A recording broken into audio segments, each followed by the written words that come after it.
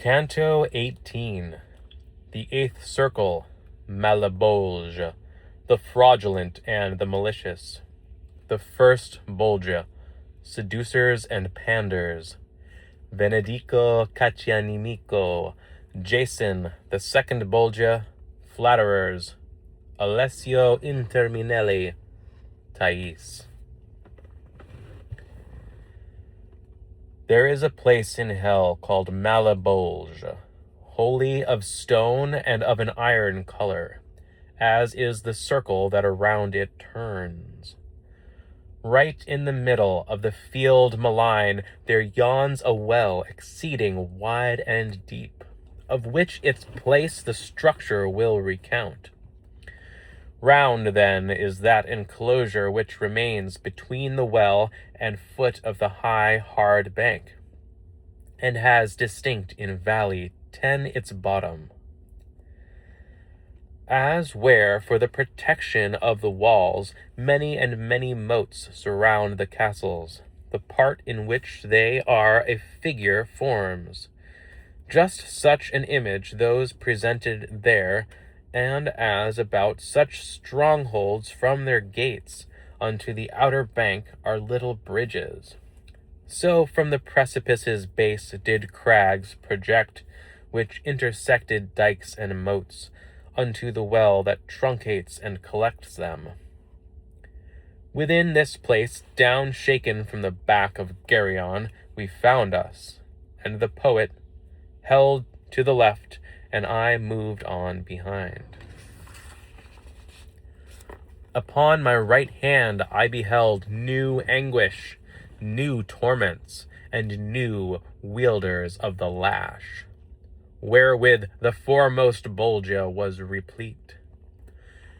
Down at the bottom were the sinners naked. This side the middle came they facing us, beyond it with us, but with greater steps. Even as the Romans for the mighty host, the year of Jubilee upon the bridge, have chosen a mode to pass the people over. For all upon one side towards the castle their faces have, and go unto St. Peter's. On the other side they go towards the mountain. This side and that along the livid stone beheld I horned demons with great scourges, who cruelly were beating them behind. Ah me! How they did make them lift their legs at the first blows, and soothed not any one, the second waited for, nor for the third. While I was going on, mine eyes by one encountered were, and straight I said, already with sight of this one I am not unfed. Therefore I stayed my feet to make him out, and with me the sweet guide came to a stand, and to my going somewhat back assented. And he, the scourged one, thought to hide himself, lowering his face, but little it availed him. For said I, thou that castest down thine eyes, if false are not the features which thou bearest, thou art Venedico Caccianimico. But what doth bring thee to such pungent sauces? And he to me, unwillingly I tell it, but forces me thine utterance distinct, which makes me recollect the ancient world. I was the one who the fair Gisola induced to grant the wishes of the Marquis. However, the shameless story may be told. Not the sole Bolognese am I who weeps here, nay, rather is this place so full of them, that not so many tongues today are taught. Twixt Reno and Savena to say Sipa, and if thereof thou wishest pledge or proof, bring to thy mind our avaricious heart. While speaking in this manner, with his scourge a demon smote him and said, Get thee gone, pander! There are no women here for coin. I joined myself again unto mine escort. Thereafterward, with footsteps few, we came to where a crag projected from the bank. This very easily did we ascend, and turning to the right along its ridge, from those eternal circles we departed.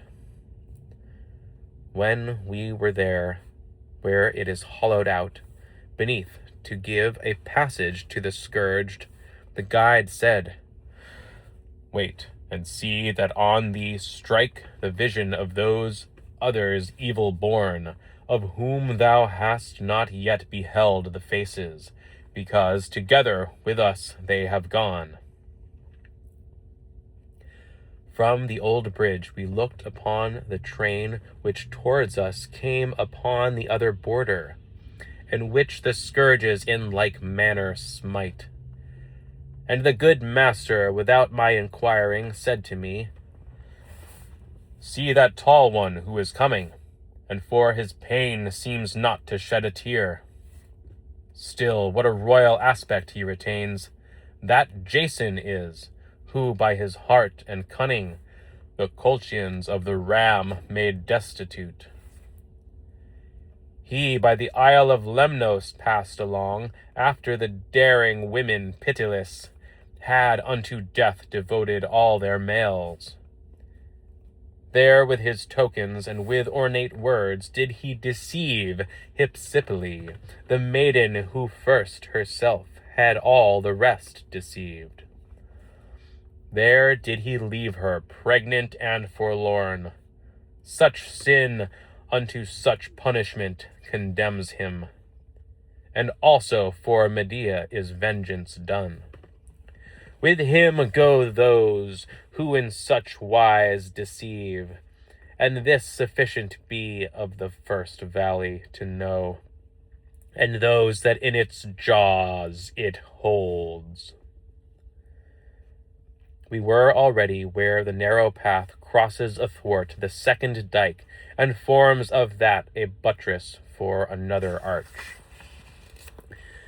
Thence we heard people who are making moan in the next bolgia, snorting with their muzzles, and with their palms beating upon themselves.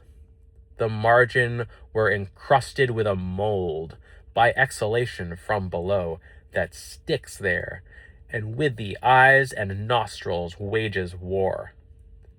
The bottom is so deep, no place suffices to give us sight of it, without ascending the arches back, where most the crag impends.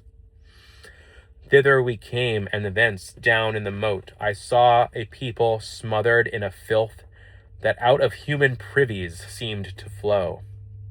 And whilst below, there with mine eye I search, I saw one with his head so foul with ordure, it was not clear if he were clerk or layman. He screamed to me, "Wherefore art thou so eager to look at me, more than the other foul ones?" And I to him, "Because, if I remember, I have already seen thee with dry hair, and thou art Alessio Interminier of Lucca. Therefore I eye thee more than all the others." And he thereon, belaboring his pumpkin, "The flatteries have submerged me here below, wherewith my tongue was never surfeited." Then said to me the guide, "See that thou thrust thy visage somewhat farther in advance, that with thine eyes thou well the face attain of that uncleanly and dishevelled drab, who there doth scratch herself with filthy nails, and crouches now, and now on foot is standing. Thais the harlot it is, who replied unto her paramour when he said, 'Have I great gratitude from thee?' Nay, marvelous. And herewith let our sight be satisfied." All right, let's look at some pictures real quick.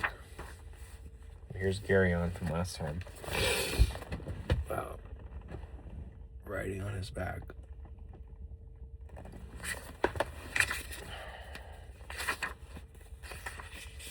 Ah me, how they did make them lift their legs at the first blows.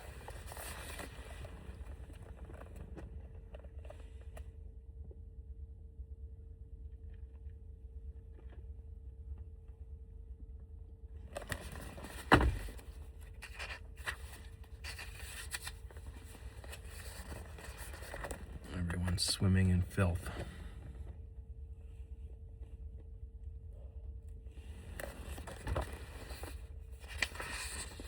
And Thais the harlot is it who replied unto her paramour when he said, "Have I great gratitude from thee?" Nay, marvelous. Like, can you thank me? Nah, I'm good.